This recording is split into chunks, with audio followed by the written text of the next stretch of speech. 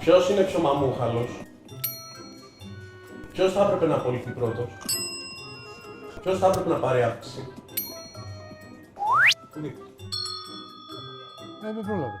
Ποιος πιστεύετε ότι διαχειρίζεται καλύτερα τους πελάτες? Ποιος είναι παντρεμένος? Σε ποιον διαφέρουν ποιος είναι πελάτες? Σε μένα. Μας γάμισες. Του δείχνει μια ιδιαίτερη συμπάθεια. Ποιο κοινό? Είμαστε στο κοινό των 50+, εκεί. Ναι, εκεί. Της πάω εκεί που. Το έχω καλά εκεί. Δηλαδή τώρα με το χέρι στην καρδιά Ναι. έχεις πουλήσει έρωτα σε πελάτησα για να αγοράσεις προϊόντα. Όχι, όχι, όχι. Λέει αλήθεια. Όχι, αλήθεια λέει. Εσύ έχεις πουλήσει έρωτα. Όχι. Είμαι διπλωμάτης λίγο σε αυτά τα Δηλαδή, πράγματα. φέρε ένα παράδειγμα. Θα έρθει ένας πελάτης εδώ πέρα, θα μου πει θέλω αυτό, αλλά εγώ θα τον παροτρύνω να πάρει κάτι άλλο και τον πάω με ωραίο τρόπο, με γλυκανάλατος. Και το πετυχαίνω. Άρα γλυκοτσούτσουνος.